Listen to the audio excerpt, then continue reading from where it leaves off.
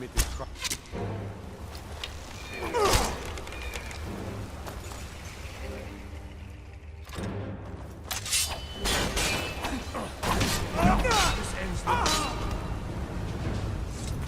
Want to have your clip featured in the Skyrim Clip of the Week? Simply record the clip on your Xbox and then send it to me via message. My gamertag is iRyeni, that's IRYENI, and then you can message it to me over Xbox and I'll be able to view it. I look forward to seeing the clips that you guys send me.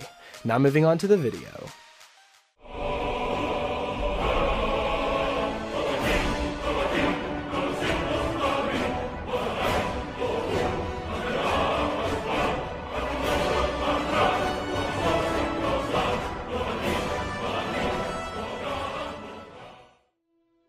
Hey, what's up guys, it's Ryan, and welcome back to another episode of Modded Monday. We're on week number 172 now, guys. I've picked out 5 new mods for you guys to check out and perhaps add them to your load order if you find them interesting. So let's just jump straight into it. Starting off at our number 5 spot, we have the Carriage Stops of Skyrim mod. Now the mod page reads, Carriage Stops of Skyrim adds places to catch carriage rides to and from secondary locations not covered by the vanilla carriage system. All the vanilla villages are given a carriage stop as well, such as places like the Hearthfire Homes, Fort Dawnguard, and Castle Volokar. The goal of this mod is to provide more carriage locations in an immersive and low-impact manner. The vanilla carriage system is not altered in any way, and these carriage stops are created from scratch as a system that works alongside the vanilla carriage system. It also uses vanilla meshes and requires just one script to work, so it's not going to be very intensive on your mod list. These carriage rides cost between 20 and 40 gold depending on the destination and maybe the mood of the driver. This amount also represents the fact that the player is simply waiting for a carriage to pass by and hops a ride with the driver on his way to a location. It really makes sense that there would be an empty carriage a lot of the time because drivers deliver passengers and then return to their original locations, and a driver would likely be glad to pick up a passenger on an otherwise profitless leg of the trip. This system includes just a bench that you can walk up to and click to activate the menu. You can then choose your destination and the screen fades to black as you hear an approaching carriage. There's no actual carriages placed at the location, so this should be a relief to anyone who have tried mods that actually add carriages to locations because they're a giant bugfest of broken dreams. Logical places were chosen for these stops and they're mainly along the roads near the destination. There's also icons on the map for marking stop locations and they're all labeled carriage stop. The locations that are actually featured along with this mod include a carriage ride to the cities of Markarth, Riften, Solitude, Whiterun, and Windhelm, as well as the villages and settlements of Darkwater Crossing, Dawnstar, Dragonbridge, Falkreath, Helgen, Iverstead, and many more options. There's also carriage stops for the Hearthfire homes like I mentioned earlier, such as Lakeview Manor and Windstad Manor, and other places such as Northwatch Keep, Fort Dawnguard, and the Nightgate Inn. I feel like this is a perfect mod for a survival playthrough because if you turn off fast traveling, this gives you a little bit more of an immersive way to fast travel around the map. Just so if you get a quest that's all the way across the map, you won't actually have to tread all that way. You can actually pay gold to take a trip to a certain location that may be not near a city. There's tons of locations to travel to in this mod, all in an immersive way, and that's definitely why it comes in at our number 5 spot, so I'd recommend downloading the Carriage Stops of Skyrim mod. Coming in at our number 4 spot, we have the Live Another Life character class and Respec mod. Now the mod page reads that this is an overhaul to character starting stats that uses classes and major skills reminiscent of Oblivion and Morrowind. You'll be able to choose a class and a major skill, which together with your chosen race will determine both the starting value of your skills, as well as the rate at which you gain XP. This should be compatible with all perk overhauls because it doesn't actually touch the perks themselves, just the starting stats. The menu will trigger as soon as you approach the starting bed, so that does mean you will need the original Live Another Life alternate start mod, which I'll also leave in the description along with this mod. Now whenever it comes to the menus that appear whenever you approach the bed to start your new character, first we see the race stats, which is a simple screen that just shows you the bonuses that you've received from your chosen race during character creation, and your chosen race will grant an additional 20 skill points that's usually spread out over 3 skills. Next up we have the classes, and there's 20 new classes to choose from.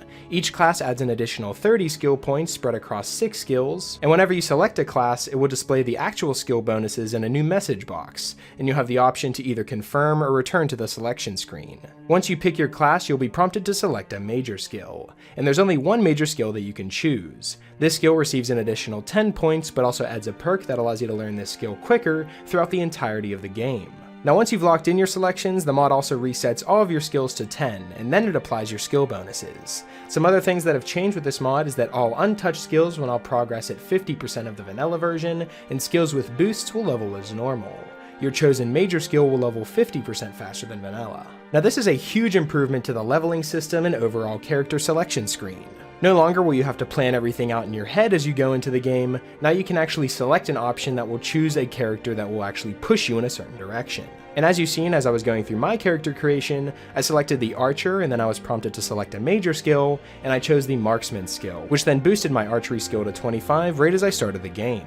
I feel as though this mod greatly enhances the RPG capabilities of the Live Another Life mod, and it's pretty much a mod that's never going to leave my load order again. I absolutely love the way that Oblivion and Morrowind did their character creation, but I do understand why they took this approach when making Skyrim, because if you do decide to change your character midway through a playthrough, it would be really hard to do that if you had all your major skills chosen, because you couldn't change them in Oblivion or Morrowind. You either had to start a new character, or just go through the rest of the game and not be able to level. This is a perfect balance between keeping all the good things from Oblivion and Morrowind, and as well keeping all of the good things from Skyrim all jam-packed into one mod, and that's the Live Another Life character class and Respec mod, and that's definitely why it comes in at our number 4 spot, so I'd strongly recommend downloading it and giving it a try for yourself. Coming in at our number 3 spot, we have the Skyrim Outfitters All-in-One Collection mod. Now, I was always a big fan of the Skyrim Outfitters mod, but now that everything's jam-packed into one mod, it's definitely a perfect download.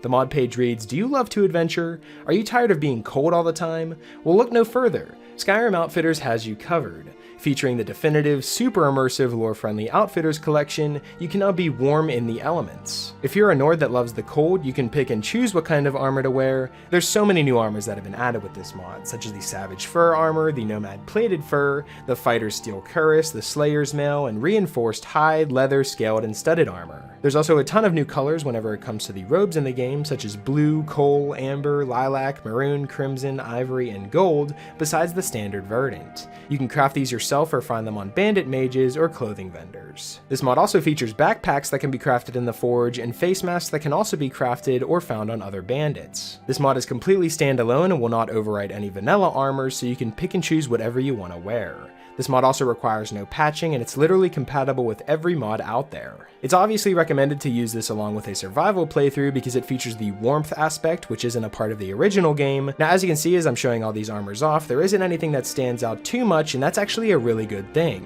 It blends in with all the other armors in the game, and I love that about this mod. It pretty much makes it feel as though this was in the game from the get-go, and I really love when mods feel like that. So whatever type of character that you have or class that you've chosen, Skyrim Outfitters has an outfit for you, and that's definitely why it comes in at our number 3 spot, so I'd strongly recommend downloading the Skyrim Outfitters All-in-One Collection mod.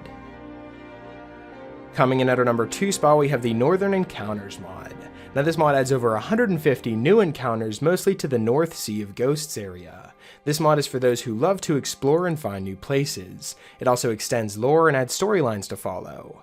Altogether, this mod adds 316 NPCs, 42 ships and shipwrecks, 44 new houses and ruins, 32 castles and other ruins, as well as 6 caves. There's also tons of new unique items and tough new enemies. Like I said, this mod has many storylines, so following them will lead you all across Skyrim in new adventures, and it can take hundreds of hours to find all of the encounters and solve all the storylines. This isn't an easy mod, and it will not display objectives or show on the map or compass where to go. Many encounters are linked to each other, so finding one may take you across Skyrim to look for the other. This mod is lore friendly, and it also extends the lore, so if you want to make your Sea of Ghosts the most epic experience possible, then download this mod and see if you can find all the secrets. The mod author also recommends a bunch of different mods that include the Sea of Ghosts that are very compatible with this mod and just make for an overall new experience. Some of the mods that they suggest would be the Depths of Skyrim, Navies of Skyrim, Beasts of Tamriel, Pirates of the North, Watchtowers Reborn, as well as the Sea Point Settlement, which are all mods that we've covered on this channel before, and with all of those mods combined, you'll have a truly remastered Sea of Ghosts that'll really earn its title as the Sea of Ghosts, because of the difficulty and overall dangers that you'll face as you travel farther north. And that's definitely why this mod's featured here at our number 2 spot, so I'd strongly recommend downloading the Northern Encounters mod.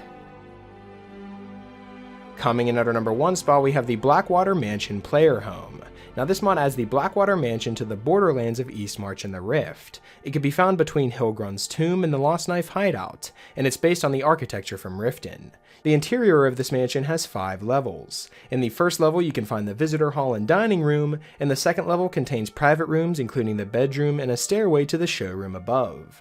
Level 3 to 4 include a showroom to exhibit weapons, and an attic as well as a proper way to the tower. At the very top you can find a forge containing a grindstone, anvil, tanning rack, and workbench, and in the basement you can find a bathing place and a kitchen as well as an enchanter and alchemy lab. And outside the mansion you can find a stable, 2 big terraces, a balcony, seats, and a table, and also a smelter. Now I absolutely love the way that this player home is set up, and it's decorated beautifully, so as you can see this house mod is absolutely perfect. There's not really anything that I'd change about it, other than the fact that you get it for free just by finding the key outside of the door. A lot of player homes do this, where they just add a new house mod and they just make it for free, or they just leave the key outside the front door, which is perfectly fine, but a little bit immersion breaking. I'd like to at least pay $25,000 to purchase this house, or maybe even more because of just how much there is in it. Other than that, this is a beautiful player home to download if you're a fan of bigger mansion houses, and that's definitely why it's featured here at our number 1 spot, so I'd strongly recommend downloading the Blackwater Mansion player home mod.